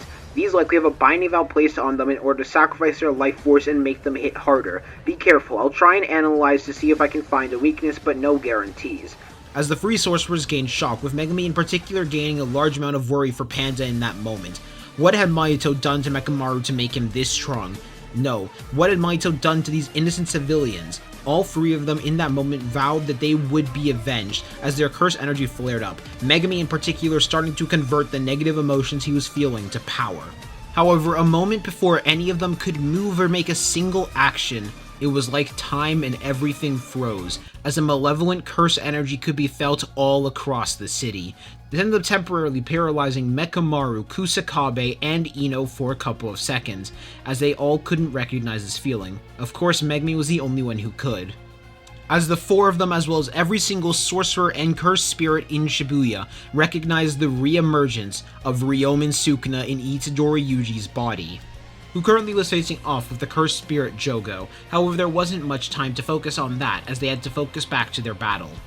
Megumi was the first to move as he immediately began to close the distance, going for the damaged leg in order to help destroy it more. While Kusakabe wasn't the first to move, he was the fastest one there, so he quickly followed right beside Megumi, able to catch up to him fast. However, getting to that leg was easier said than done, as two of the serpent heads attempted to slam their heads down right onto Megumi and Kusakabe, while another one of them in the background opened up their mouths to begin rapid firing several flesh spears right at the two of them. Ino had them covered as he fired out a projectile, resulting in one of the dragon heads being delayed, while at the same time Megumi and Kusakabe had to move out of the way of the other dragon heads, while Kusakabe activated new Shadow Style's Simple Domain to begin rapid blocking every single one of the flesh spears coming at them. This was when Megumi attempted to hop onto one of the dragon heads in order to attempt to cut it off at the source, but the moment he landed on the dragon head, something wrapped around his leg in order to throw him off. It was part of the dragon head's flesh, and he could even manipulate it now, while at the same time Mechamaru lifted up their hand in order to fire out an ultimate cannon. That hand was holding Megumi still, forcing him to get hit by the attack. However, Megumi was very quick to adapt by summoning Nue very quickly in order to break the hand and fly him out the way of the ultimate cannon. He knew getting to Mechamaru from this point on was going to be difficult, but they had to try. They had to take another route. That was when one of the serpent heads ended up changing focus, as it opened its mouth to begin rapid firing more flesh spears at Megumi's direction, trying to get him out of the air, while at the same time two more Mechamaru drones began to fly at Megumi's back, aiming to go for him while he was blindsided and focused on dodging the flesh spears. However, this was when Megumi focused and poured a large amount of curse energy right into Nue. This was when Nue began to do something that him and Megumi had recently been practicing as well with Toji's guidance. which resulted in a large electric discharge being released, several lightning strikes hitting the Mechamaru drones resulting in them being launched back, as well as the flesh spears being deflected away from Megumi. But Mechamaru was way too focused on Megumi at that moment, mainly because Kusakabe immediately went for another slice on his leg, causing even more damage to it as the flesh quickly moved to repair it, resulting in Mechamaru losing even more of their balance. This led to several of the dragon heads turning in order to face off against Kusakabe, wanting to go for him in order to play more pressure onto him. However, Megumi immediately made sure that he was going to know that Megumi should have been his main focus, as Megumi in that moment activated Maximum Elephant in order to drop Maximum Elephant right onto Mechamaru. Mechamaru just narrowly reacting on time by having the dragon heads move in order to block it and hold up Maximum Elephant, but even doing that was quite hard because of the weight of Maximum Elephant. But while the tendrils of flesh were certainly struggling to hold it up, they were still succeeding in holding it up nonetheless. But that was what they wanted as well, as Kusakabe immediately sliced off the other leg of Mechamaru. While flesh quickly tried to move to repair it, it wasn't going to be the same as the metal legs. Not to mention the fact that Megumi took advantage of the fact that they were now open, because the several dragon and serpent heads having to hold up Maximum Elephant caused it to be open, so Megumi was able to quickly go down and slice off one of the dragon heads, making them fall to the ground and die, while at the same time resulting in Maximum Elephant being able to lay even more pressure and push Ultimate Mechamaru into the ground. After Mechamaru ended up colliding with the ground, Megumi very quickly unsummoned Maximum Elephant, knowing that this would put them in a very good spot, as well as expose his back directly. Before he called out to Kusakabe in order to tell Kusakabe to go for the other hand. He had a plan now. Now that he had eliminated the mobility, he was going to eliminate their hands to prevent them from firing out more cannons. Kusakabe could very easily see where he was going with this plan, so him and Megumi began to very quickly go, Megumi going for the right hand while Kusakabe went for the left. However, the flesh was not going to make it easy, as several of the dragon and serpent heads went for both Megumi and Kusakabe, but they needed to focus. They couldn't have the distraction in their way. However, a moment before they would have ended up reaching, just on time, both the dragon heads and the serpent heads were deflected away, as the ones that were going for Kusakabe were deflected by Ryu, with Ino activating the fourth auspicious beast just to give Kusakabe more time. However, the one who saved Megumi was Nanami himself as well as Maki. Due to how fast Toji was able to eliminate Dagon, they were able to get back up really fast with dealing with the Ultimate Mechamaru drone, especially because they knew about the fact that they were fighting them right now, and Nanami and Maki would be a lot more helpful for fighting against that, as now both of the arms were also destroyed, resulting in Mechamaru's ability to fire out beams being countered, as well as now Mechamaru only being capable of firing out beams from his mouth. However, suddenly in the distance, they could hear buildings beginning to collapse, which that made a worried expression rise onto Nanami, Kusakabe, as well as Maki's faces. However, Ino and Megumi were actually able to know exactly what was coming, as the rapid escape that Megumi had placed down earlier was carrying another Shikigami inside of its shadow, that shadow being Piercing Ox. The more and more of a distance Piercing Ox ran, the more and more ramming power it was going to have, and it had ended up running through halfway across Shibuya all the way to now. It just needed a clear path, which is why several of the Mechamaru puppet drones began to fly at the bull, or at least it was going to until Kokichi Muda activated the frequency in order to deactivate the puppets. It was only going to be a temporary deactivation, but it was going to be enough. At that same time, the 5 sorcerers that were on the ground quickly moved, with Kusakabe and Megumi going for one of the arms in order to make sure that it couldn't even try to get up. Maki going for several of the serpent heads and knocking them away or destroying them with her hits, mainly because while they were strong, she was more than strong enough to handle this. And finally, Nanami and Ino keeping Mechamaru's mouth shut in order to prevent him from firing out a beam in order to counter. And as a result of this, Piercing Ox would hit Mechamaru Absolute Mode in the head, and the small Mechamaru drone would free Kokichi Muda from Mahito's control. As Mahito himself was still watching from a distance, watching this entire show happen, and he could see things were going extremely poorly, not to mention the fact he could sense that Jogo had just died as well. And Mahito at first wondered if he should stay here, if he should try and finish the job, but he realized something very, very fast. There was no way they were going to win. If a large portion of the sorcerers were dead or damaged, then he would stay behind, thinking they would have a chance, but right now we honestly did not believe they actually had a chance against all of these sorcerers that were still at full HP or close to full HP and present in the moment. Not to mention the fact that Mahito didn't trust Kenjaku at all, and while he was really curious to battle against Yuji, he was going to save that for another day. However, he was also getting some more ideas on how to torment Yuji, and he was getting very excited for that, but his main target right now was not just Yuji, but also Toji Fushiguro, as Toji had not just ended one of the disaster curses, but he was also the one who set up all the students to be on the right path to be able to defeat the ultimate Mechamaru that he set up, as well as defeating Hanami a while back in Goodwill. Mahito had already set up to make sure they could stall for enough time to make sure Gojo would be sealed. He already made good on his deal with Geto, so he was going to leave. However, he could sense something about to happen in the distance, and he wanted to stay to watch that. As the sorcerers in the distance could see two blurs of speed moving while several buildings were being destroyed and cut through. Those two blurs of speed were not able to be recognized at first. However, it did not take much time for them to realize who it was, with those two blurs of speed being Toji Fushiguro and Ryomen Sukuna.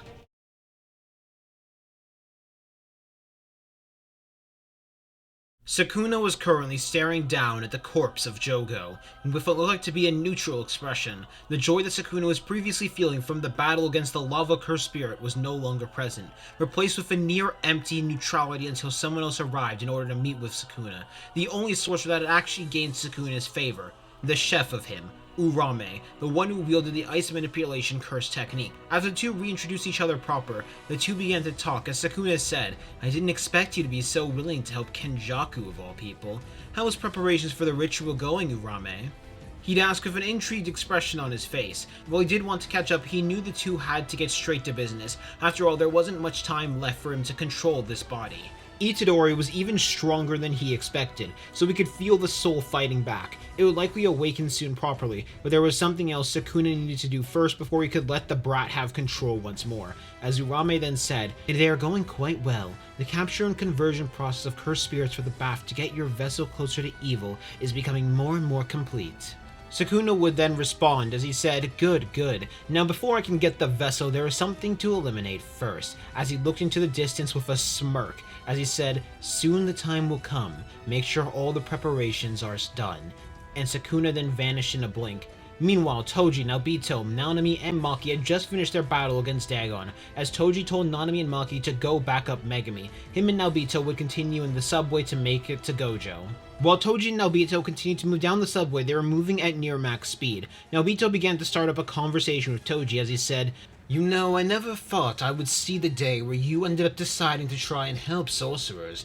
My shock when I heard that a year ago you assisted the defeat of the night parade, and then later on you joined Jujutsu High." With a hearty laugh coming out from the old man while the two of them ran down the subway, in truth felt like old times again.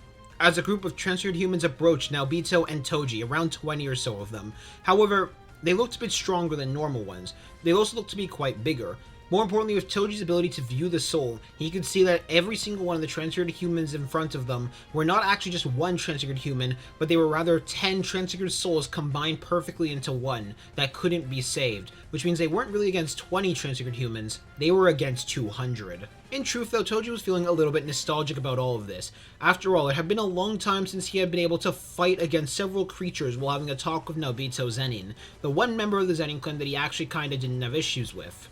A part of him did wonder how his brother was doing, but at the same time he knew his brother was more of a loyalist to the old way of the Zenin clan, and he didn't really like the Zenin clan at all, so that thought quickly left him as fast as it entered. As Toji responded to Naobito by saying, "A lot has changed."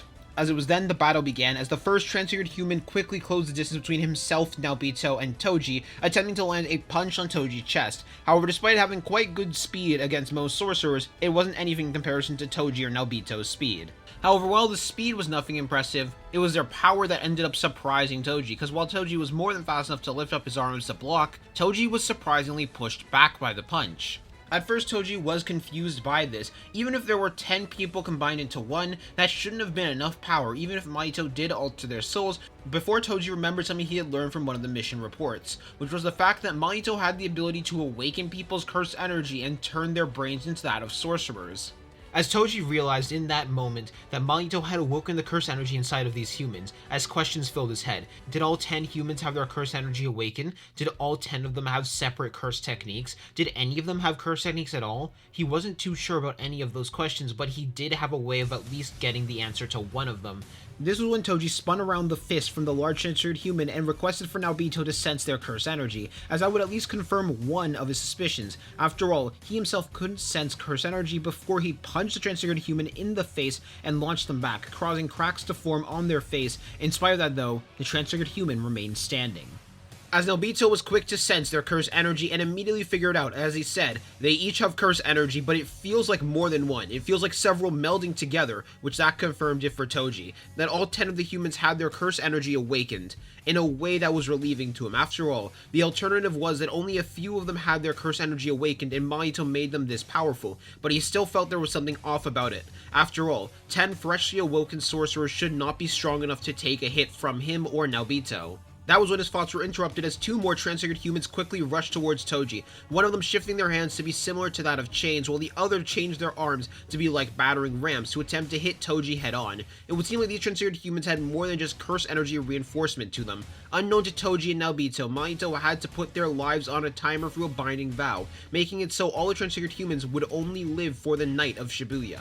That was the cost to pay for these transfigured humans to even stand a chance against Toji. However, the one whose arms changed to chains was suddenly frozen for a moment as Naobito activated his technique before blurring in front of the one who turned their hands to chains and punched them straight in the gut before moving in front of them while they were being launched and punched them to the ground, causing them to bounce off the ground and crack it as they were slammed into the wall. Meanwhile, with Toji, he was quick to counter as well, as he quickly jumped over the battering rams before slamming his fist right into the transfigured human's gut, as they were launched back as he took out the chain of 1,000 miles, wrapping it around the transfigured human's foot to pull him in for another punch on his face, causing it to have an even harder impact on the wall and killing that one.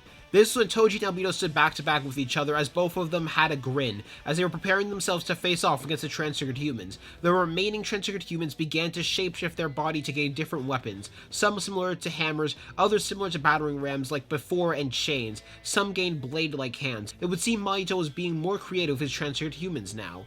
However, a moment before the battle could start proper, a wave of evil washed over all of them. Not just the transfigured humans, but also Naobito and Toji, as suddenly the ceiling was broken, with someone who could be barely described as human landed. Ryomen Sukuna, as he looked at Toji and Naobito before looking at the transfigured humans, as he said, "Toji Fushiguro, you are my opponent." As Toji quickly prepared himself, he had to admit he wasn't expecting this to happen. Yuji had an incredibly strong will, so how did he manage to take over? Unless Yuji must have lost and been force-fed fingers. While Yuji would probably take back control eventually, there was no telling how long that would take. So for now, he would just need to wait and hope he could last for long enough against the King of Curses.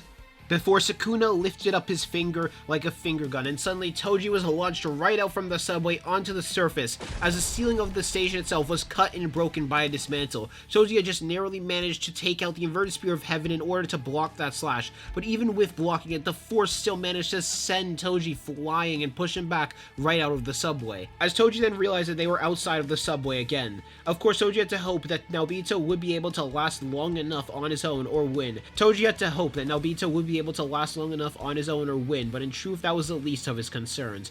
Right now, Toji was in a significantly greater deal of danger than Naobito was, as the laughter of Ryomen Sukuna could be heard cackling through the city, as Sukuna in a quick burst of movement rushed towards Toji, while Toji met that rush head forward. While he was about to take out the Soul Split Katana, he chose not to. He didn't want to kill Yuji, and he didn't believe there was anyone capable of actually healing that wound. If Sukuna had done this a few months ago, Toji would have been fully willing to kill him, but because of him training with Yuji, he grew to care about him. But more than that, he grew to know about Yuji's will, as both Sukuna and Toji landed a punch on each other's chins, sending the two of them flying. Toji would have grunted a bit as he had to admit Sukuna was much stronger than he even thought he would be. As Toji looked up, he'd be able to hear a wave of slashes flying towards him, slashes that were towering over cars and cutting through buildings to cause them to collapse. As a result of that, Toji hopped into the air before air-stepping once more to move around several of the slashes with a large deal of grace, as he thought to himself, I need to get us to an area with a smaller amount of people. As Toji suddenly was met by a surprise to see that Sukuna also wielded the ability to hop on air to attempt to land a punch on Toji's chest. However, a moment before Sukuna could successfully land that punch on him, Toji was able to hear an area that was much more quiet. He was hoping this area was just quiet because it was empty and not because it had people being quiet, but for now, he would make this work, as Toji's hand slid underneath Sukuna's arm, using Sukuna's momentum to deflect the arm while quickly landing a kick midair on Sukuna's gut, resulting in Sukuna being pushed back and landing on a roof. Toji then took out the chain of 1,000 miles before beginning to spin it around with a modification done to the chain. Toji had attached several weighted balls to the chain before launching the chain out repeatedly to attempt to slam the chain down on Sukuna. However, Sukuna was quickly able to counter by hopping around and avoiding the strikes, as Sukuna watched the effect of one of those weighted balls hitting the ground, causing the ceiling of the ground it hit to crack. And while most people would normally be intimidated by such a sight, Sukuna was not most people, as instead Sukuna met that with a laugh as he grabbed one of the weighted balls coming at him to attempt to use it to pull Toji towards him. However, that didn't work, and instead ended up extending the chain even further as Toji smirked a bit before he then used his other hand to take out a Glock and began to shoot several bullets at Sukuna's direction. Sukuna, being caught off guard by the fail to pull Toji, ended up getting hit by one of the bullets. However, he chose to let go of the ball itself and began to whirl around the building he was standing on in order to avoid the wave of bullets coming at him, as Sukuna then got an idea, causing a devilish smile to rise on Sukuna while he was dodging and managed to escape to get into the building itself. This made Toji tilt his head a slight bit in confusion as he landed, having the chain go back into the inventory curse, as well as the Glock, as he had the inventory curse spit out a sniper. Right now he was using non-curse energy infused weapons, mainly because he knew Sukuna couldn't actually sense those bullets, something he was going to use to his advantage as he was using his sniper to aim for Sukuna. He could see Sukuna was heading for the lower levels of the building as he quickly began to shoot several bullets in Sukuna's direction. Sukuna had to admit he found it interesting. Modern weapons, as well as Toji himself, was all new to him. He never fought someone who could stand up to him without curse energy and without guns. After all, guns wasn't a thing back in the Heian era, and there was never someone like Toji before Toji, as Sukuna now had to focus on his senses. Rather than sensing curse energy to sense where the bullets were being fired from, he needed to use his hearing to try and hear the shots. This was when Sukuna gained an idea, as Sukuna lifted up his finger like a finger gun before firing out several dismantles at the bullets, slicing each of the bullets in half. And while this did end up causing most of the bullets to be launched away, one of the bullets did scrape him, due to Sukuna's inexperience with modern weapons, as he thought to himself, right, these are weapons that actually exist. Cutting them in half wouldn't null the bullet, just make two of them. Toji would have then thrown the sniper back into the inventory curse as he was preparing a new weapon, a grenade launcher. During his 10 years of experience when he was doing missions overseas, he had a couple missions here and there in the United States, and got a lot of new toys to use. He was thankful he had so much extra from those missions. However, as Toji was preparing his new weapon, he would suddenly see a wave of cars flying towards Toji at high speeds, before they were immediately cut up, making thousands of bursts of metals flying at blinding speeds. Toji would blink upon seeing that as he said to himself, ah. Thankful that he picked this weapon as he began to fire out several grenades at the sheets of metal coming at him, having all the grenades explode midair to deflect the attacks. A smirk formed on Toji, however that smirk didn't last for long, as suddenly he heard and then saw a large office building flying towards Toji that Sukuna had launched via using cleave spiderweb on the ground. Toji's eyes would have widened as he was starting to question what kind of monster Sukuna even was, to be able to just casually throw a building like this with such little effort and in such blinding speed. Toji realized in that moment, if Sukuna got past him, no one on this battlefield on either side would be able to stop Sukuna. He focused in that moment and jumped towards the building before jumping over the building via using the air as a platform. However, Sukuna saw this coming as he pulled Toji by the leg into the building, causing one of the windows to break as Toji quickly took out the Soul Split Katana and rushed towards Sukuna, while at the same time Sukuna engulfed his hand in dismantle as the both of them rushed towards each other to clash blades. Meanwhile, in the distance, the battle against Mechamaru had just finished, as the group looked over to see two opponents blurring around the building. The sound of slashes could be heard echoing throughout the city as they could barely keep up with the speed, before they saw the building collapse into chunks as Sukuna and Toji were falling, with Sukuna laughing wildly. In that moment, they were all made aware of just how strong Toji was in comparison to them. Maki and Megami especially felt a need to improve as a result of this. They had managed to block each other's blows and deflect each other's blows hundreds of times before the building could even get close to landing, as both Toji and Sukuna landed on separate rooftops, and the remnants of the buildings began to land on the ground, causing damage and craters all across the area. Sukuna clearly looked happy, however Toji had a much more serious expression, though he was happy that they managed to avoid hitting most civilians. as suddenly a wave of slashes were launched towards Toji, cutting through large amounts of buildings and turning them into rubble. Toji realized in that moment he had to center his focus on Sukuna as he spun around the slashes, narrowly avoiding all of them. Right before one could actually hit him, Toji took out the inverted spear of heaven and blocked with the inverted spear of heaven, causing him to get launched back. Even though he was able to nullify the slash itself, he was not able to nullify the force behind that slash. However, while Toji was sent flying, he suddenly smelt ashes in the air, as Sukuna had created an arrow from his divine flames. As Sukuna was curious to see if Toji's inverted spear of heaven could actually nullify this arrow. After all, if it couldn't, Toji would be dead, as Toji was able to just barely lift up the inverted spear of heaven on time in order to block the divine flames, and he just barely managed to do so. As Toji in that moment couldn't help but question just how strong the King of Curses really was. How could he have this much power just casually be able to throw around? After all, it didn't look like Sukuna was tired at all from having to make a move like that. Could he do something like that again? That would annihilate anyone, him himself included. How terrifying was the power of Ryomen Sukuna?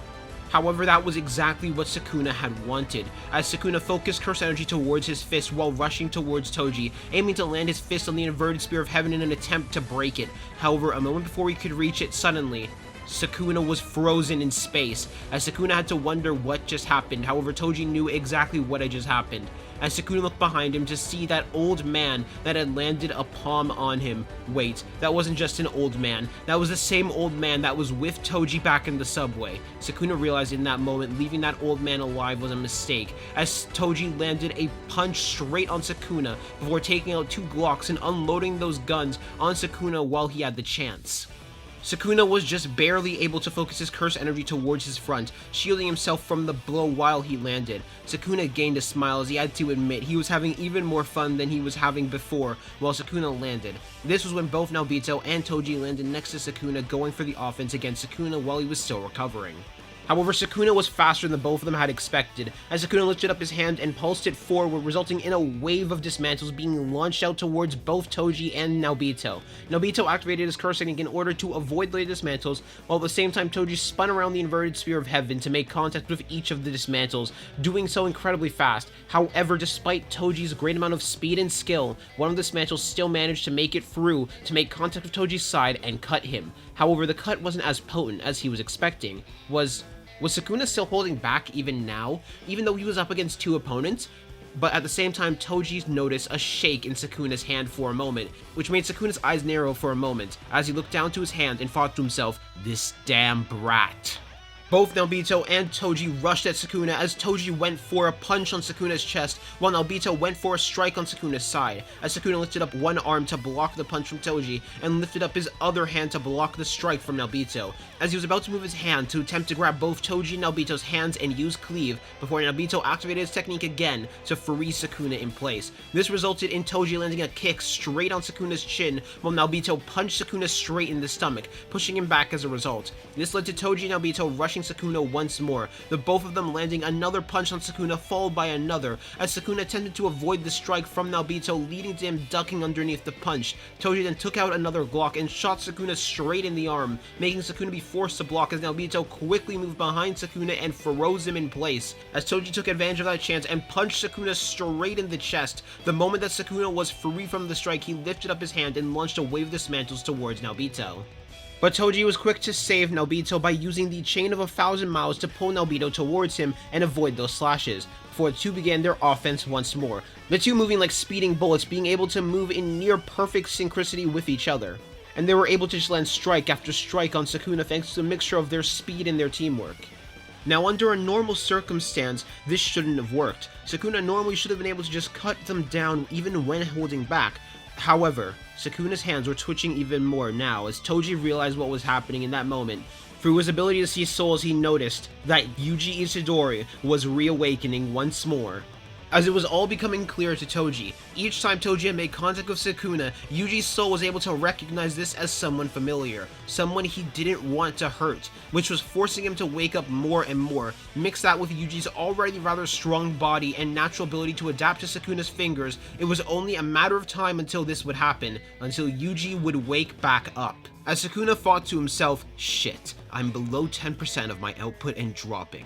as he then focused his cursed energy towards his fist for a moment before rushing towards Toji. He knew that he had no chance to actually kill Toji and Naobito right now, and in truth, he actually didn't really want to kill them either. He wanted to fight them when he got to full power, but he could get rid of this annoyance. As he moved towards Toji, he aimed his fist for the inverted Spear of Heaven and landed a black flash, destroying it and launching Toji away.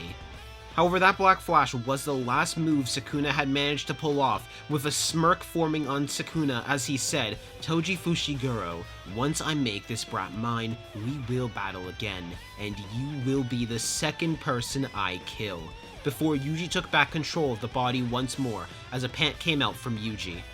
This was when a smirk of confidence formed on Toji, not because he was honored, nor was it because he actually wanted to fight Sukuna, but it was because he was confident that Yuji was never going to let Sukuna have control again, and he was confident that he was going to make sure that Sukuna would never have a chance to take control of this body.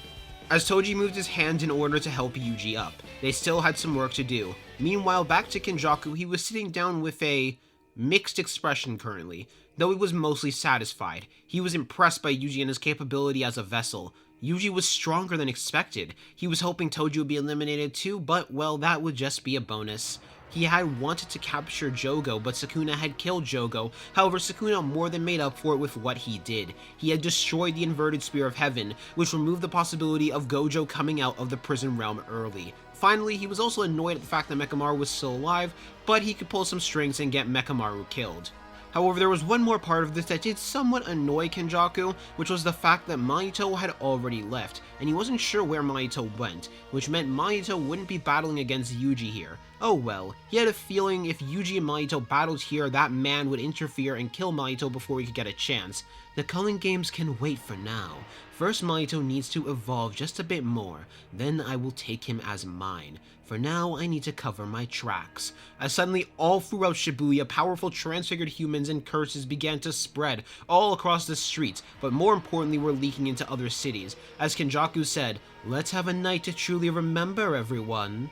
Back at Jujutsu headquarters, the higher-ups and important figures of Jujutsu society were discussing, going over the situation of what had happened. The situation was bad after all. With cursed spirits and transfigured humans walking around and causing chaos, it would only be a matter of time for more cursed spirits to spread across Japan. Furthermore, people would talk about this even more, causing even more fear to be built between people present. This would poorly affect everything in Japan. Evacuation plans needed to start, but there was nowhere near enough buildings. Maybe they would need to leave people to die. The idea came up to let cursed spirits become public knowledge, but they chose not to do that either. Sorcerers were going to need to work double time in order to help clean up this mess.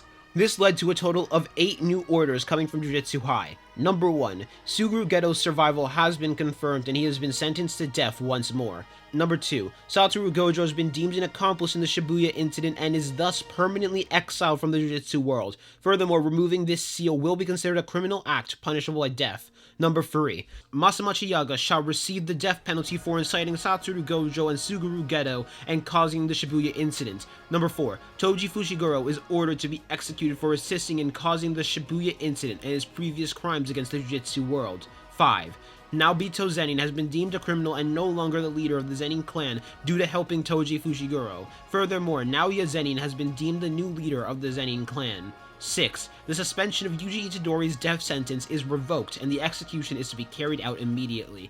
7, the cursed spirit Mahito has managed to escape and has a run on-site order unless you are of the level of a grade 1 sorcerer or special grade. 8, special grade sorcerer Yuta Akotsu has been deemed to be Itadori Yuji's executioner.